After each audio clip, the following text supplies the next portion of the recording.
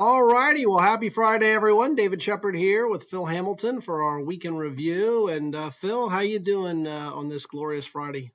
I'll tell you what, I'm doing well, but the temperature certainly has changed. It was a oven out there today, but it is a nice day and it's good to see. And it's something we deal with every summer, and we'll be getting Well, there before too long for sure. yeah, it is warm. One thing I'm hearing about is drought, apparently. I take my walk there on the Accotink Trail in Fairfax, and I notice the stream's a lot lower. And then Pimmet Stream is near me, and that's lower. So we've got a bit of a drought here. I kind of got that understanding, or I kind of now realize it because in April we didn't seem to get much rain. No, So we've only had one really good heavy rain that I can remember here in Southeast Virginia. yeah, so hopefully we get our rain here soon. It's been an interesting week because we've got primaries this week, but we still don't know the situation in California in the governor and the mayor's race. I gotta say, I'll be on my soapbox just here for a second. The idea that California, it takes some days and maybe even weeks to count the votes is unacceptable, ridiculous, third worldish. Every other state can do it in an evening, but California can't. Now, the argument is, well, yeah, but California still lets ballots keep continuing to come in after Election Day. They shouldn't. There's Right. no reason for any vote to come in after Election Day. It's absurd. My favorite is the postmark. Well, if it's postmarked, and in California, who knows, maybe it can be postmarked afterwards. But in Virginia, it's like, well, if it's postmarked on Election Day, think about that. If it's Election Day, and you have the choice. You could go to the local school, your precinct to vote, or go to the post office. But understand, you'd have to stand in line at the post office and get it postmarked because there's no guarantee that if you drop it off on that day, it's going to get postmarked. I put it this way. On Election Day, the post office is going to be more crowded than the polling place.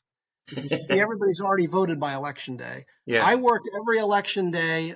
I work the precinct. And let me tell you something, there's never a line on Election Yeah. Day. I can't remember the last time I stood in a line. Yeah. So there's no reason for California's situation here.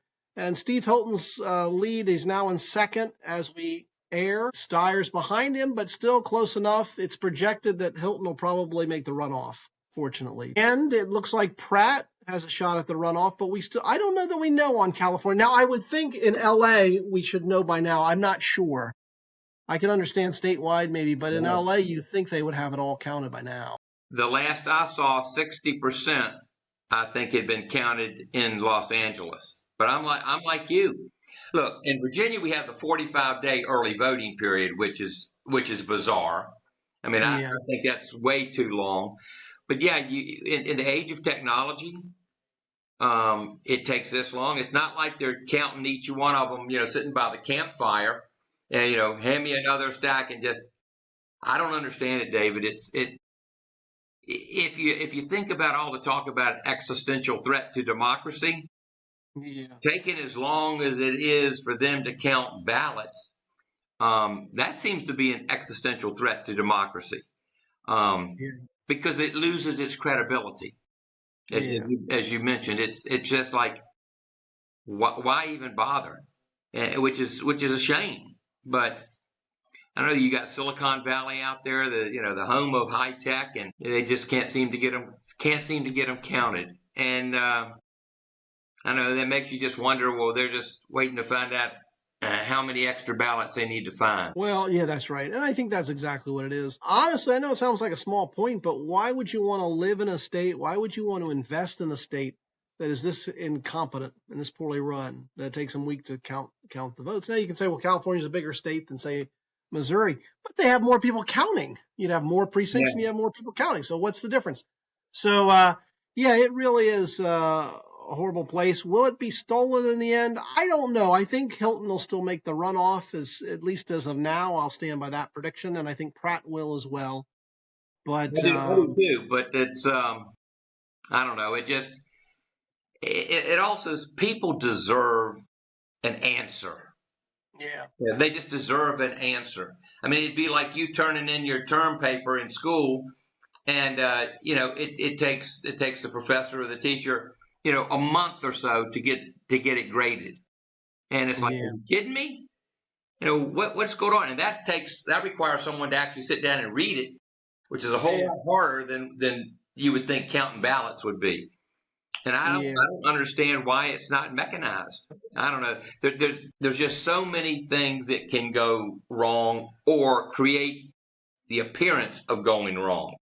Well, that's true. And even if it's an honest vote, people are going to wonder. Naturally, they're going to wonder, hey, it's taking you so long. And so people are just going to think something's fishy. I remember some years with close congressional seats, well, it was a couple weeks. Yeah, I know. It will be that'll be that way in November too, I'm sure. I don't know. It's 2026. Age of technology. Seems like we got a bunch of people sitting by a campfire counting ballots. Well, and this is why we don't want a national popular vote. Because Right. imagine what the recount would be like and the pandemonium. If Pratt can get into the runoff, I think that's great. Even if he loses, I think that he'll get a one-on-one shot against Bass, and that'll raise the issue and make Angelenos very liberal, I suppose, but force them to make this choice, and they're going to vote for more of the same in the case of Bass. So make them make that choice, which I think would be very salutary, just that. And same thing with California. If we get a Republican in there, maybe Hilton doesn't win, but he raises the issues, and you'll have several more weeks of Democrats having to rally around the horrible status quo in California. Well, it's funny, people complain between one election and the next election, but understand the people vote for the government they want. So if they want Karen Bass and her incompetence and she wins, so be it. That's what they wanted. But by the same token, don't be coming to Washington asking for bailout for this, bailout for that, help for this, help for that. Yeah. This is what you all wanted. You all wanted the homeless sleeping, on every sidewalk in Los Angeles. You wanted, the wildfires to continue and reservoirs to be dry and this, that, and the other. Just understand, don't be complaining or coming to the federal government to bail you out because you knowingly and willingly voted for incompetence. Plain and simple. I agree, and no bailouts for him. And part of the reason I always thought that Democrats want to get rid of the Electoral College and go national popular vote is to help these horribly run big cities, because it would gain their power, and maybe they could get bailed out.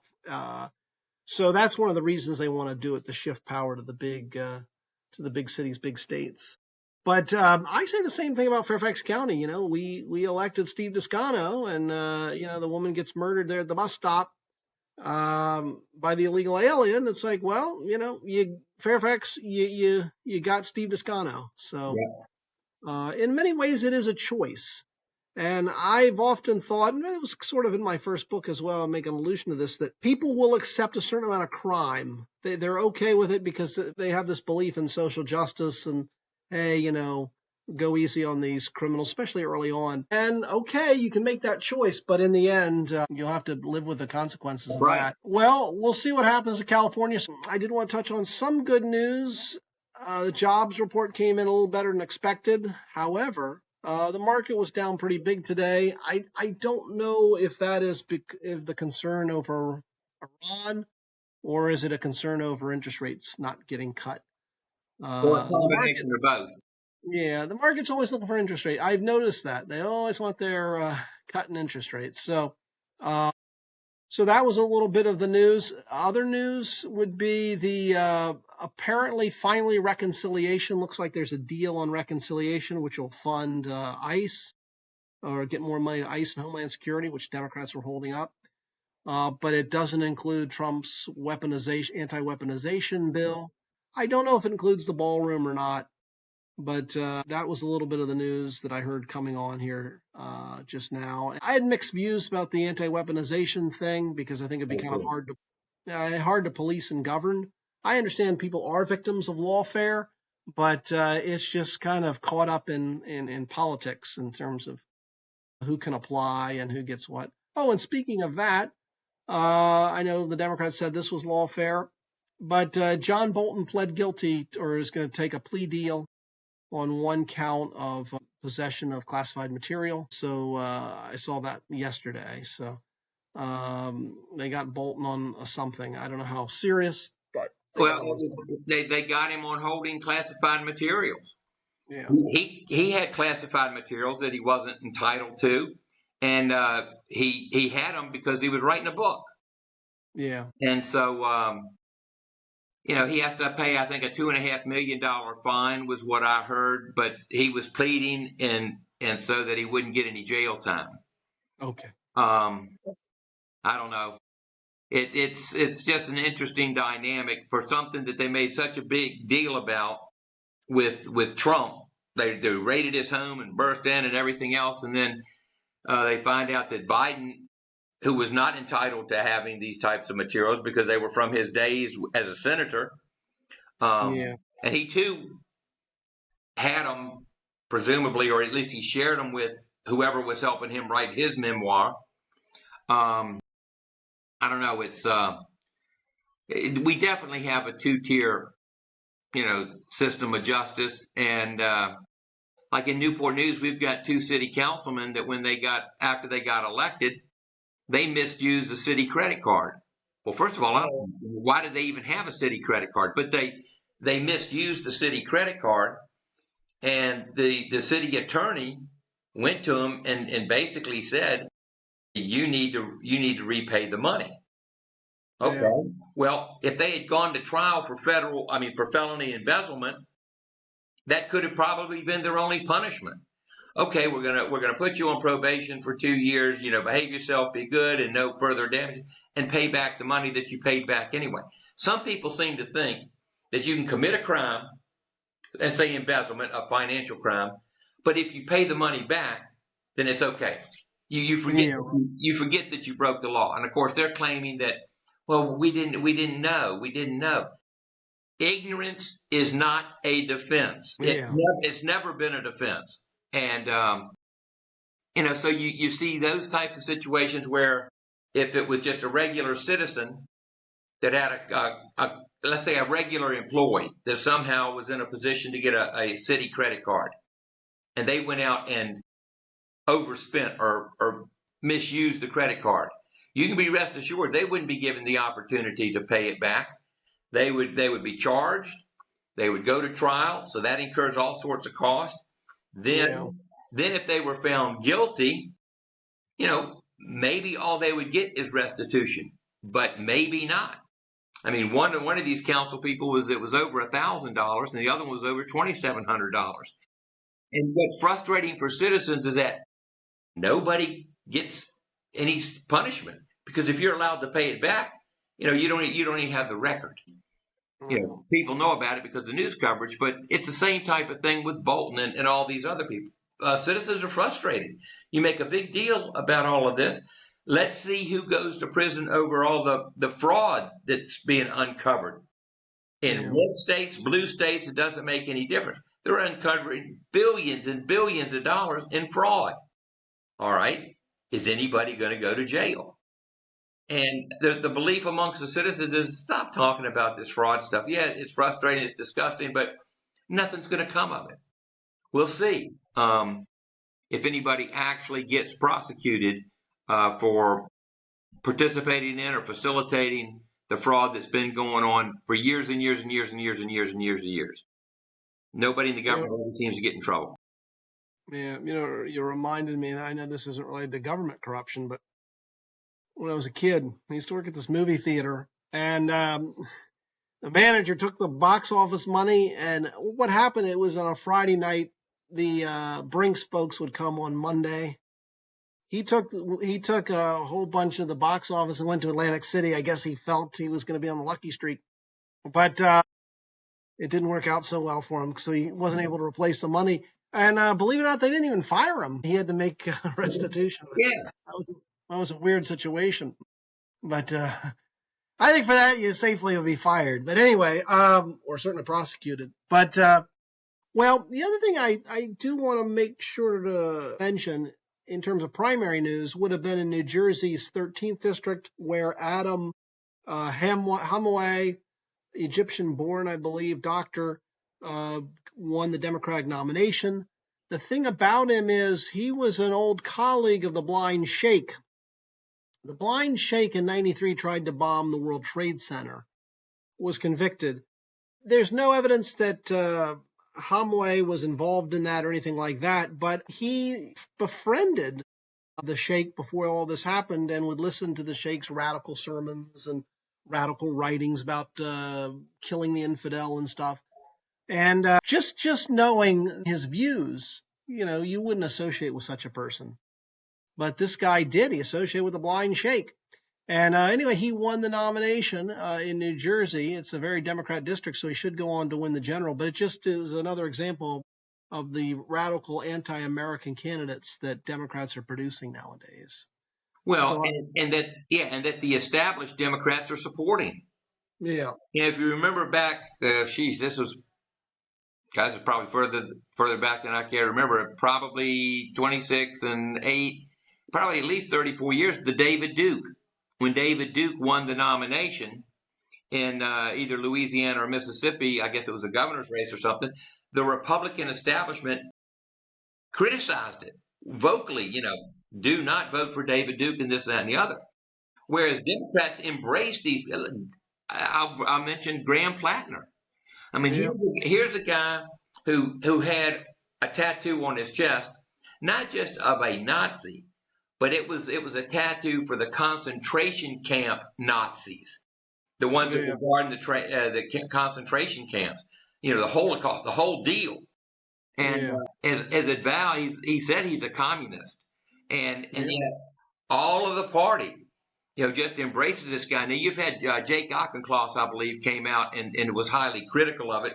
But you got Bernie Sanders and Elizabeth Warren and AOC and Chuck Schumer and all of these folks unwilling to say, no, he is not fit to be a representative of our party. And it's just, I don't know, it's disturbing that we have gotten to the point where ideas that are the antithesis of the foundational principles upon which this country founded all of a sudden become, folk heroes for the Democratic Party, and it's a phenomenon that I don't understand, and it's almost as if, in many circles, that Americans are starting to lose their way, and you get so many young people now. If you tell them, well, you can have free this, free that, free the other, they're buying into this concept lock, stock, and barrel, and they don't understand that at the end of the day, you're standing in a food line and you're getting whatever the government decides you can have. And the government starts controlling the means of production. And the government disavows personal property ownership, that everything is owned by the government. It's just, in the year in which we celebrate our 250th formation of this country, it really is sad to say that we now are starting to turn more socialist, or even in some cases communist, in the thought pattern for so many people. Well, I wrote a column this week. I called it the Jay Jones effect, and it dealt with Democrats rallying behind Plattner. I didn't mention the New Jersey guy, but you're right. David Duke got the Republican nomination for governor of Louisiana. Part of it was the Republican Party at the time was fairly weak, and Duke had a lot of people who weren't Republicans, but they came in and voted for him. He got the nomination. And you had a sitting Republican president, George H.W. Yeah, H.W. Who said don't vote for him. The RNC chairman said don't vote for him, and he lost. But Democrats are rallying behind Plattner almost no matter what. We'll see. But against Susan Collins. Susan Collins, a moderate Republican, she voted to impeach Trump. She voted for Biden's nominee for the U.S. Supreme Court. But it's just amazing how far gone Democrats are that they'll even back the communist against the moderate Republican. So, check that one out. But we'll see what happens in New Jersey. It's a very Democrat district, so I think this guy wins. But I do think, and I'm going to work on a column maybe this week, how we need to hold Democrats responsible outside of New Jersey's 13th district, which is very liberal, doesn't matter. But you need to point out to voters all across the country, these are the types of people Democrats are nominating. Yeah. And that says a lot about their party. and of course Plattner, and then Tallarico, and then maybe in Michigan you'll have Al Said, who's Yeah. also Palestinian, pro-Iranian nut. So it could cost. I mean, it could cost Democrats Congress. Everyone says it'll be some sort of blue wave or they'll take over, but maybe not if they nominate these types of people. So we'll see. But I do think it's important that, in a way, Jay Jones and Virginians help set the standard, because if they rally behind Jay Jones, who are they not going to rally behind? Yeah. And Jay Jones wasn't running for a federal office. In a way, it's that Jay Jones precedent. So we'll see. I don't know if Plattner holds on and becomes the nominee. He'll probably be so damaged, though, that I think Collins should be able to win it. But there's still a chance that Janet Mills is the nominee. Remember, she suspended her campaign, but she's not. I think she's still going to be on the ballot. He is on the ballot. Yeah, so there's a chance that Plattner won't be the nominee, and I think it's a couple weeks or another week to go. I think it's Tuesday. Okay, all right. So we'll see what they do. But yeah, Plattner's a weird guy. But for any one of these things, he should be disqualified. Whether it's the Nazi tattoo, whether it's he says he's a communist, whether Bernie Sanders endorsed him. For me, that would be enough not to back him. But you add up all of this, and it's bad. And it's interesting that there's also the honesty effect, because even to his Democrats, who are supposed to be his friends, he's coy with them. They say, is there anything else coming out? And he doesn't give a clear. I've heard him ask that question twice, and his answer starts off with no, but then he keeps talking. Yeah. He doesn't just say no, period. It's no, and then keep talking. So, well, there were a couple of women that came out in the last several days that had some pretty strong statements to make against him, as far as physical abuse, and that the women have to take some responsibility when they get raped. Particularly if they've been out drinking or something like that. It's their fault. And for a party that was so Me Too, you've got to believe what women say, that it's gotten to where when women say, all of a sudden it becomes, well, we don't believe you. Yeah. And this is from the party that made such a big deal of it 3 or 4 or 5 years ago. It was amazing. And it's as if, well, if you say it against a Republican, it's true. If you say it against somebody that we're supporting or a Democrat, well, then it's not true. You can't live on both sides of the fence, because if you do, you get splinters on both sides. Yeah, if the Republican has the Nazi tattoo on his chest, it's because he's a Nazi. If a Democrat has the Nazi tattoo on his chest, it's PTSD. And if he's sexting right after he's married, he's sexting with at least 6 women, and then it's PTSD. And then if there's going to be any other attacks on anyone, PTSD. In general.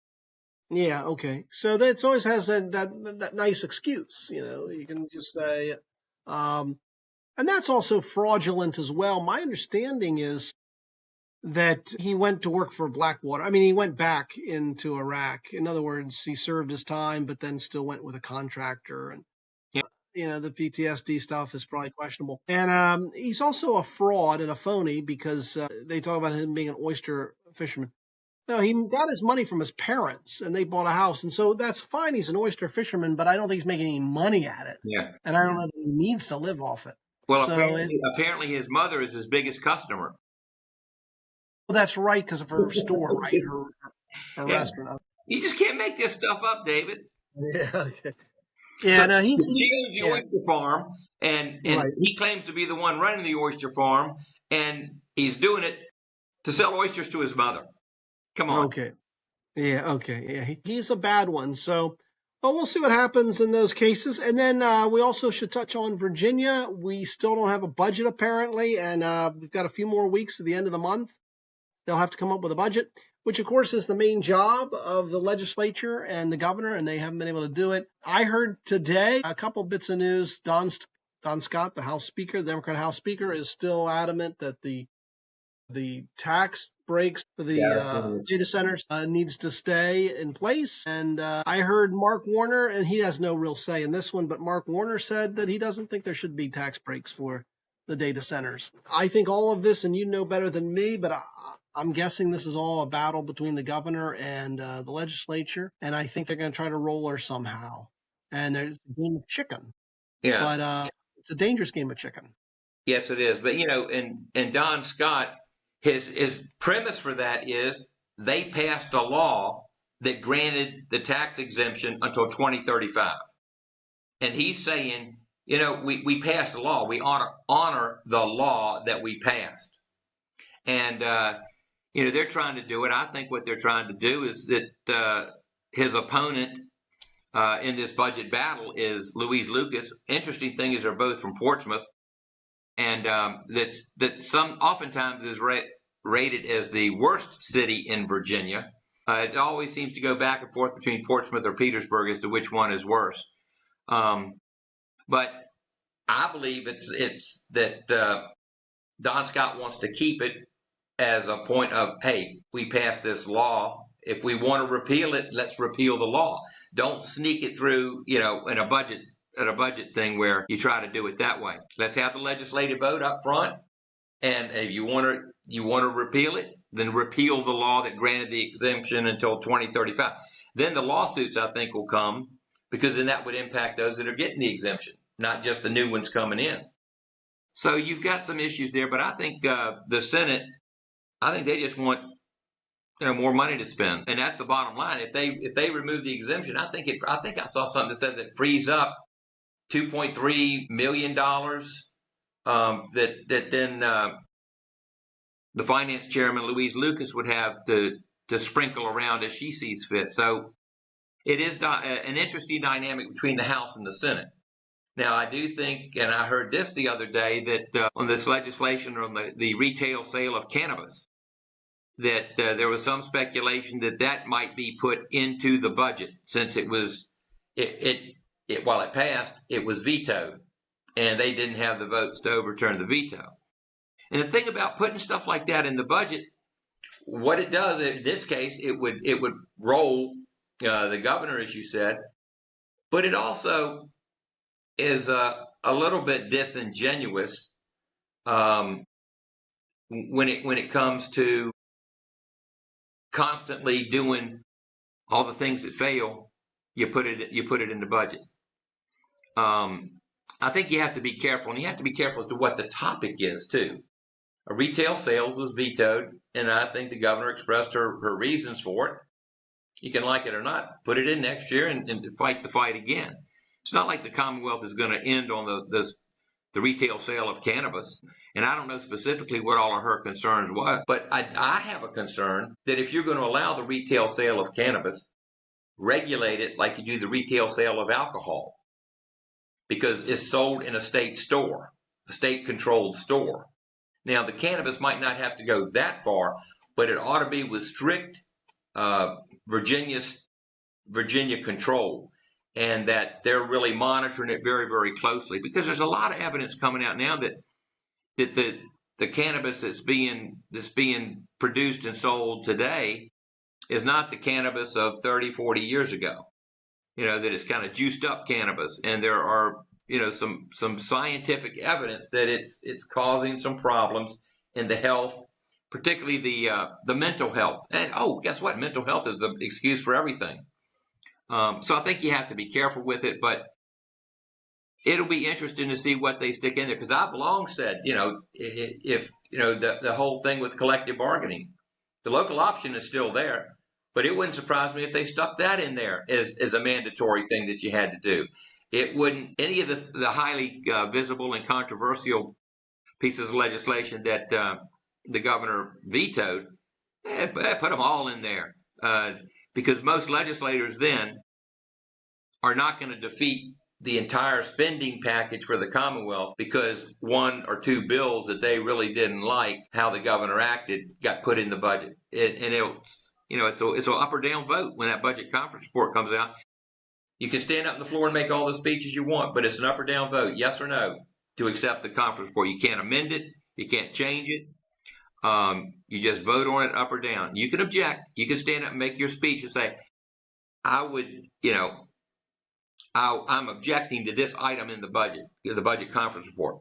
But there's more good in the budget than just my one objection to this bill. But that person would still end up having to vote either yes or no on the whole budget. Yeah, and I think that's probably the strategy then that Lucas and Scott are pushing. As we said earlier, people get what they vote for, and you voted for Spanberger and you voted for these people. Well, winners and losers of the week, my loser of the week has to be delayed because it was going to be Tom Steyer, who spent another couple $100 million for a public office. However, I understand that he's still in it because California is so slow in their counting. He still has a shot of getting into the runoff. So I have to delay on that one. But do you have a loser of the week? Oh, yeah, we already talked about him, Graham Plattner. I mean, for all of us, I mean, the Nazi tattoo that they've been talking about that for months and months, but now the new allegations from women, and I think there is some uneasiness. You still have the leadership saying everything's going to be all right. We're going to defeat Susan Collins. They don't say we're going to defeat Susan Collins with Graham Plattner. Yeah. Because as has been mentioned, the governor, Janet Mills, is still on the ballot. She suspended her campaign months ago when Plattner just rushed out in such a big lead and was getting all this outside of Maine money because he was clearly a socialist, communist, progressive, whatever you want to call him these days. And I think she saw the writing on the wall that she wasn't going to have that kind of money that quickly to mount a campaign against Graham Plattner. And it may be that that these stories that are coming out are not Republicans leaking this stuff. I think Republicans would love to have Graham Plattner as their candidate.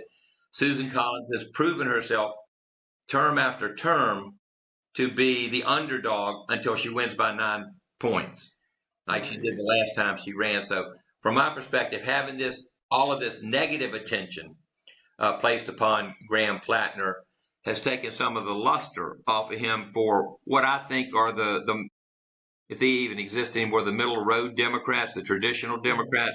I think they'll find it very hard to vote for him. And as you said, there's an alternate that's on the ballot, Janet Mills, and they've elected her statewide as well. So he was my loser. It still amazes me that the people that are doing the best now in the party are just the far left, the fringes, the kooks. It's not. It's not even recognizable to Bill Clinton's party. No. In '92, or even really Obama's coalition. It's now such a far left sort of groupings. And then I think a winner of the week, well, I would like to, again, this dealt with the California situation. I want to make it Pratt or Steve Hilton, but I'm just not sure yet in California because that's being held up. But I'll tell you what, I thought, and he's always a winner in my book, but this week especially, Scott Bessent, he went on the Hill to testify, and he was just brutal. He just fired back. You see, this is a big difference. Usually when administration officials go to the Hill, they sit there and they take it. Yeah. And the legislators, the members of Congress and senators, they grandstand. But now you're seeing pushback. And in the case of Bessent, I mean, he hit back hard. Ron Wyden's son, Adam, is an investor. And apparently he had some relationship to Epstein. And Bessent brought that up. Then, and this is beautiful, people should look this up, this woman from California, Democrat, Judy Chow, I guess, forgive me if I got the name wrong, she was hitting Bessent, and Bessent asked her who was president during World War I, and she didn't know. She did acknowledge she didn't know. It was Woodrow Wilson. But Bessent's point was that Woodrow Wilson didn't have to go to World War. He didn't have to enter the war against Germany, but did. And they were talking about it regarding Iran and the war of choice idea. So Bessent was great. The other thing about, I think Bessent's always great. The other thing about that, though, is that because of his entry into World War I, he used the creation of the income tax, the federal income tax, to pay for it. And supposedly it was going to, it was going to go away after any of the debts and things from World War I. And as you know, the taxes very seldom, once created, ever disappear. That's true. Well, it's like they had the telephone tax, remember, was to pay for something. Remember what was the old, you had a tax on the telephone, and they kept the tax even though they paid for whatever it was supposed to pay for. I now forgot what it was. I've always thought Woodrow Wilson was one of America's worst presidents. And unfortunately a Virginian. Yeah, he's born in Stanton. Yeah, he's born in Stanton, always claimed to be a Virginian. Even though his father was a minister and went to Georgia. There's an interesting story. I don't know if it's true or not, But when Woodrow Wilson was a little boy and he was growing up in Georgia, I think Columbus maybe, General Lee had was coming through town and stayed. This was after the Civil War, obviously, and stayed at this hotel. Well, word got out that Lee was there, and a whole party of people gathered out front of the hotel. They wanted to see Lee, and Lee figured, I guess I got to come out and say something. So Lee came out and spoke to the crowd for a bit. But as he was speaking, this little boy escaped the crowd, ran up to Lee, and then grabbed Lee's leg and stood by him. And Lee patted him on the head, and Lee finished his speech. And that boy was Woodrow Wilson. Yeah. So have you ever heard that story? And then, of course, wasn't he president at Princeton? Yes, he was president at Princeton. So he's born in Virginia. He goes to Georgia and he grabs the leg of Robert E. Lee, and then he ends up as the president of Princeton. Oh, yeah. Talk about somebody whose neurons weren't connected correctly or whatever. Yeah, he was an odd one. Yeah, he was an odd one. And remember, he had the massive stroke towards the end of his presidency. And the rumor is that his wife was really running things. Yeah. Edith Bowling Wilson. She was a Virginian as well. But the thought is she was kind of running things. That sounds familiar. Yeah. I mean, particularly with Joe Biden's book tour, and, and you talk about digging a hole deeper and deeper and deeper. For me, I should have thought about her as a loser of the week, because the last thing the Democrats want is the Bidens to be a topic for the midterms, and they're both injecting themselves, back into it, and gosh, every interview I hear her do, it just gets worse and worse and worse. And I love the one where I thought he was having a stroke, and the comedians, or not all comedians, I guess, but there is a comedian that's making the joke. So you've claimed you're a doctor, and she is. She's got not a medical doctor, she's got a PhD, but she's worried because she thinks he might be having a stroke on stage, and then afterwards she doesn't seem the least bit concerned about her husband maybe having a stroke on stage, and tells everybody, Joe, you did so great. You answered all of the questions. Yeah. And it's like, okay, give me a break. What's going on here? So, I mean, you can't quite figure out. I think she probably took the loss harder than Joe did, because she no longer had the perks of being the first lady. And I don't think that Joe really knew whether he was president or not. He knew he was something, but he's not exactly sure what it was. Your winner of the week was Besson. Well, I think collectively you could have had the trifecta, because I don't disagree with Besson. I thought Mark Wayne Mullen and some of his encounters, particularly the one with Al Green, were classics. And then also Marco Rubio. Rubio was something else. He could get a job as a stand-up comedian, because there was some congresswoman from somewhere, and she was basically asking him a bunch of questions, but never giving him a chance to answer any of them. And so when she finished, she got up out of her seat and started leaving. And he says, "Where are you going?" I'm getting ready to answer your questions. And so she says, "Well, I'm leaving." "Well, thanks for coming," type of thing. It's that this cabinet, more so than any cabinet I can ever remember, has the personalities of that. Yeah, we can have a dialogue, and we can have a dialogue where we disagree, but you don't have to be disagreeable. And guess what? If you think you're throwing a hand grenade in my lap, I got 2 hand grenades to throw back in yours. And so I would expand it to all 3 of them. And I've seen them with other cabinet secretaries outside of Rubio and Besson and Mark Wayne Mullins. I think Pete Hegseth has held his own. And those are the only ones you ever hear getting called to Congress. But if Brooke Rollins was to be called for something to do with agriculture, I think she would handle herself very well. It's interesting. Scott Turner, Housing and Urban Development, he's never been called to testify, or if he has, certainly hadn't made any news.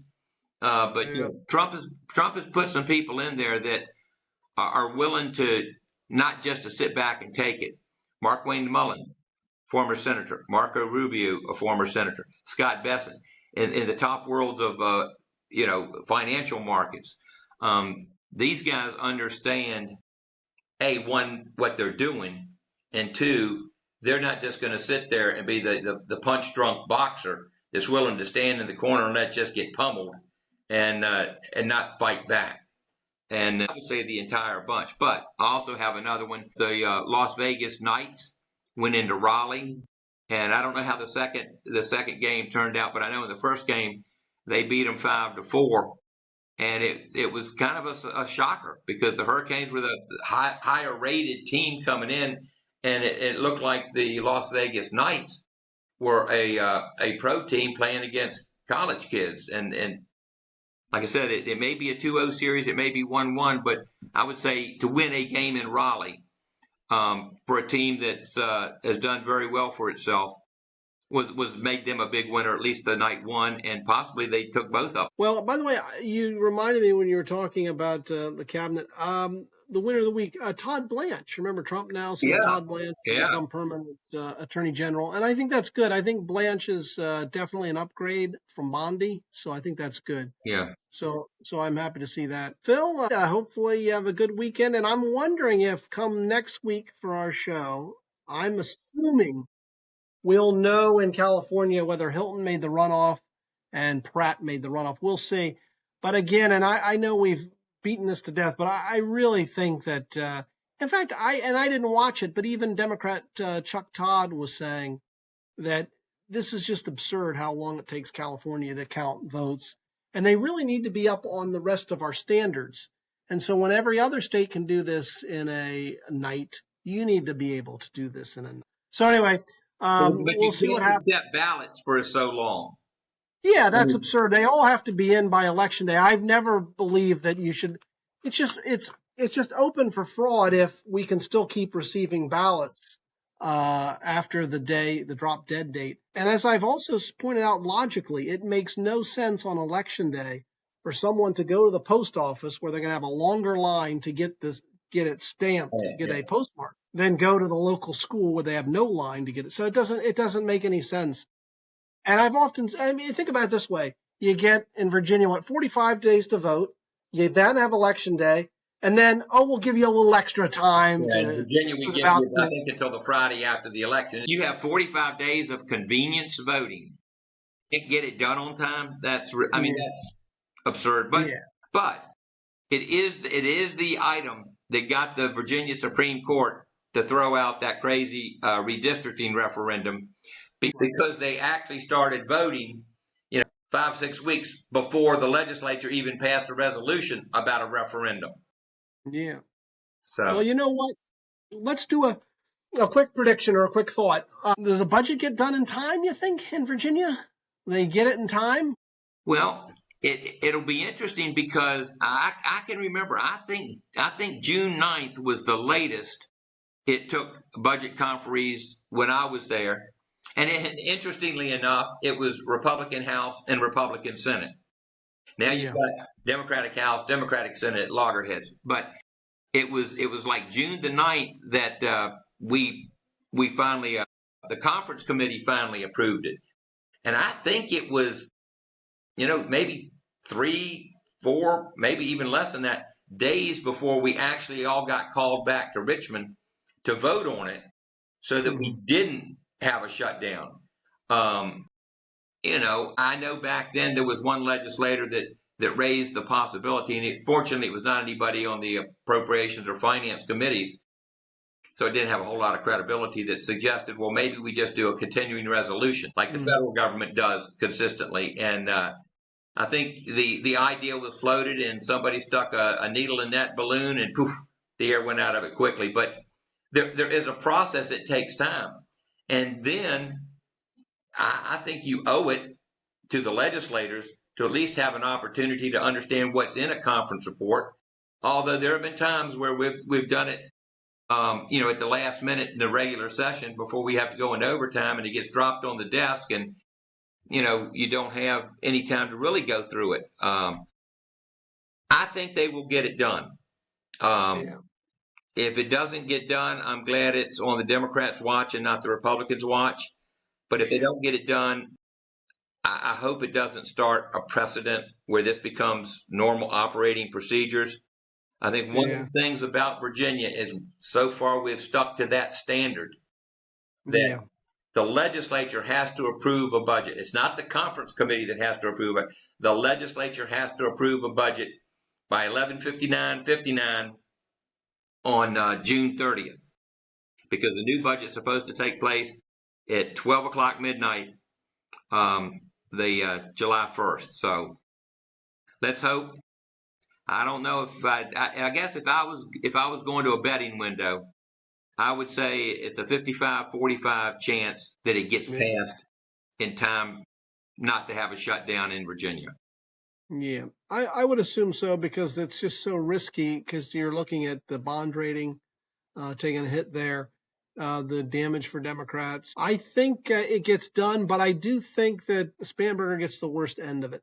Yeah, I think they do successfully roll her on this one. Well, so. and they would roll her just by putting some of the stuff she vetoed in it. Yeah, that's what I'm thinking. Yeah. I mean, I've heard of things where maybe a bill or two that didn't pass, but there was a lot of support. That's different. When a governor vetoes it, then to come back, and I don't care if it's even one bill, that's a pretty strong message. That this is what we can do, and this is what we will do if you don't get yourself in line. And is it legal? Is it legal? Constitutional? Can they do that? We can put anything in the budget.